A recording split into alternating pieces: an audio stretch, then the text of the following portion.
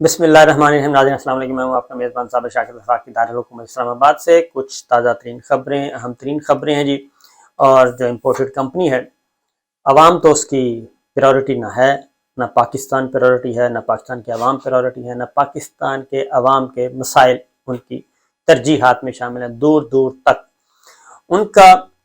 Agenda کیا ہے، ان کے اہداف کیا ہیں، وہ بڑے واضح طور پہ نظر آ رہے ہیں۔ پہلے تو ذرا میں آپ کو بتا دوں کہ انہوں نے تازہ ترین ایک کارروائی ڈالی ہے، اور تازہ ترین کارروائی میں کتنا بڑا کام کیا، ساروں نے مل کے، اس میں سب کا اتفاق ہے۔ اور پریورٹیز، ان کی ترجیحات، وہ ذرا میں آپ کو بتاتا ہوں، بڑی اچھی خبر ہے۔ لیکن اس سے پہلے ذرا دیکھ لیں کہ اس وقت عوام کس حال میں ہے اور وہ کر کیا رہی ہے۔ سب سے پہلے تو یہ کہ جی بجلی کی قیمت مزید 9 روپے کراچی والوں کے لیے بڑھنے والی ہے، اور بقیہ ملک کے لیے 8 روپے مزید بڑھے گی، اور پیٹرولیم پرائسز میں بھی مزید اضافہ ہوگا، اور عید کے بعد کیا جائے گا، اس سے پہلے نہیں کیا جائے گا، یہ ایک اچھی بات ہے۔ لیکن لوڈ شیڈنگ جو ہے وہ 14 سے 16 گھنٹے تک ہو رہی ہے، عام 12 گھنٹے تو عام ہو رہی ہے، یعنی کہ شہری علاقوں میں بھی 12 گھنٹے تک ہو رہی ہے۔ اور اگر آپ چھوٹے شہروں میں چلے جائیں تو اس سے بھی زیادہ ہے، دیہاتوں میں چلے جائیں تو پھر کوئی پرسان حال ہی نہیں ہے۔ بلکہ وہ ایک مجھے کال بھی آئی، انہوں نے کہا جی کہ بجائی کا موسم ہے اور بجلی موجود نہیں ہے، زرعی ٹیوب ویل چل نہیں رہے، اور بجلی نہیں ہوگی تو پیٹرول ظاہر ہے ہر کوئی افورڈ نہیں کر سکتا، ڈیزل جو ہے، اور انجن کے وہ افورڈ نہیں کر سکتا، بجلی افورڈ کر سکتا ہے۔ تو کم از کم جو جس طریقے سے وہ کہتے ہیں کہ جی ہم انڈسٹریز کو پریورٹی پہ دیں گے، بجلی دیں گے، تو زراعت تو اس سے بھی بڑی انڈسٹری ہے، اور اس کو کم از کم زرعی ٹیوب ویل تو چلا دیں، تاکہ جو اگلی فصلیں ہیں وہ تو کم از کم بجائی پراپر طریقے سے ہو، ٹائم پہ ہو، اور باتیں آگے جو ہے غذائی ضروریات پوری ہوں۔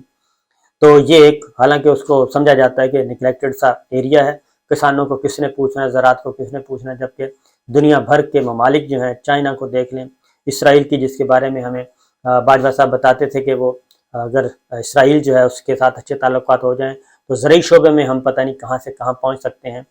تو وہ کہاں پہنچ گئے ہیں، چائنا کہاں تک پہنچ گیا ہے، باقی ملک کہاں پہنچ رہے ہیں، لیکن ہم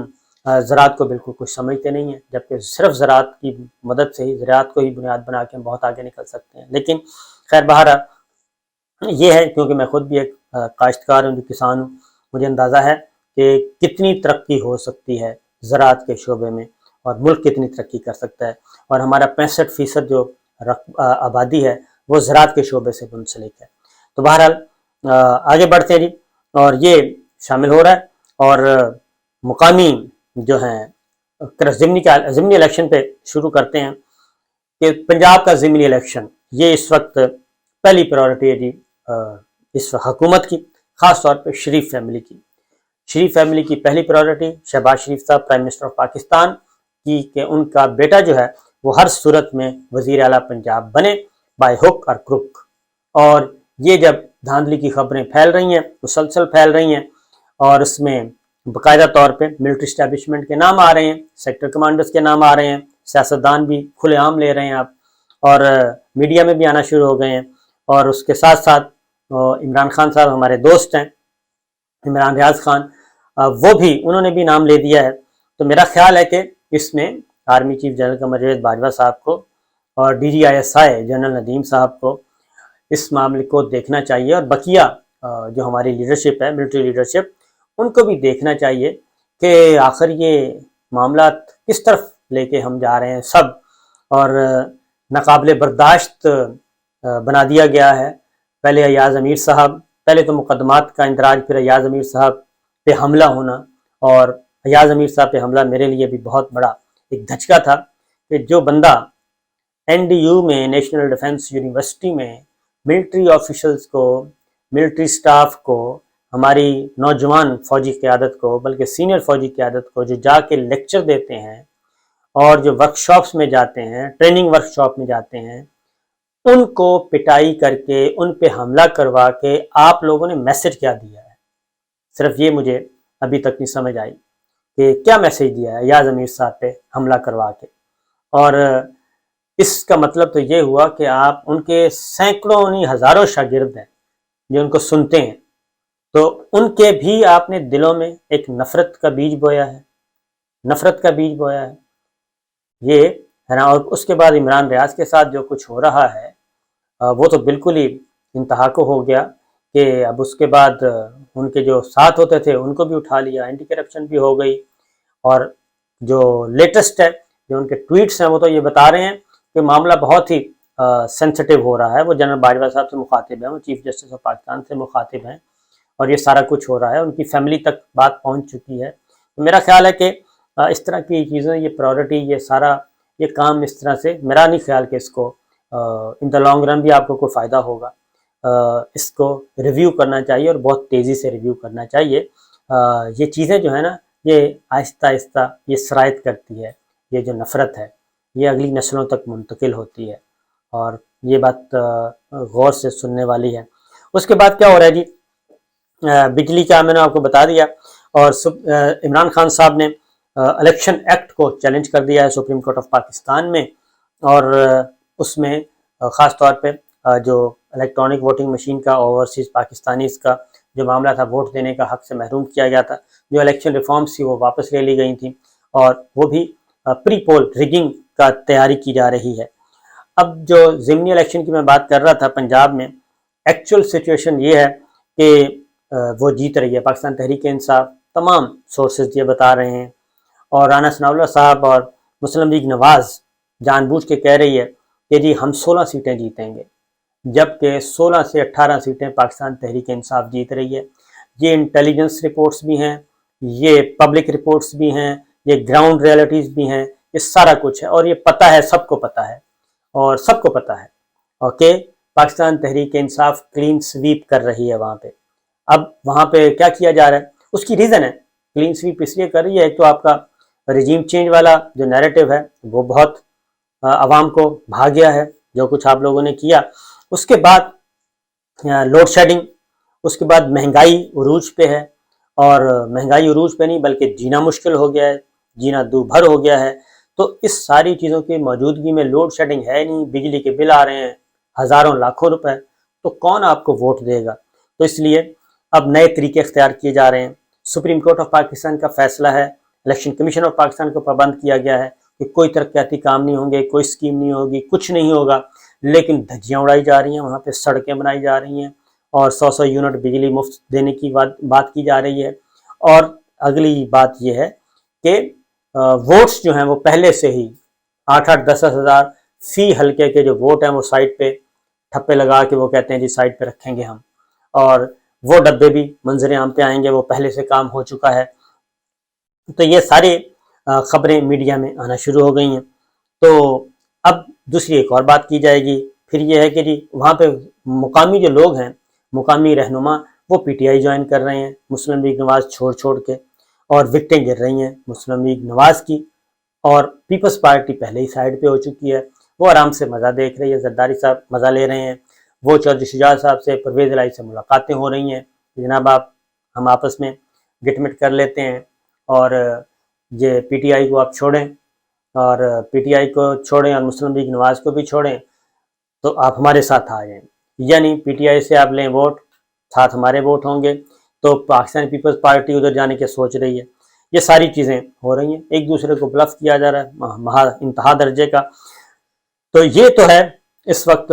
ضمنی الیکشن کی بات، اور گورنمنٹ کیا کر رہی ہے؟ گورنمنٹ یہ کر رہی ہے، ایک طرف یہ کر رہی ہے جی کہ پنجاب کا ضمنی الیکشن، اور دوسری طرف ایک کام دکھایا ہے، اور وہ کام یہ دکھایا ہے کہ نیب، پہلے تو وہ نان فنکشنل تو ہو ہی گیا نیب، یہ آپ ذہن میں رکھیے گا، چیئرمین نیب نہیں ہے تو نان فنکشنل ہے، آرڈیننس تبدیل کیا گیا، قائم مقام چیئرمین کا آپشن رکھا گیا، ڈپٹی چیئرمین جب اپوائنٹ نہیں کیا گیا، اور چیئرمین نیب ابھی تک اپوائنٹ نہیں ہو رہا کیونکہ دونوں کے معاملات سیٹ نہیں ہو رہے، اور اب نئے تبادلے بھی کیے گئے ہیں۔ سب سے جو اہم تبادلہ کیا گیا ہے وہ کیا گیا ہے جی عرفان منگی صاحب کا، ڈی جی نیب راولپنڈی تھے، اور وہ پاناما والے کے وقت میں بھی ڈی جی تھے، اور پھر جو فیک اکاؤنٹس کیس ہیں جتنے بھی،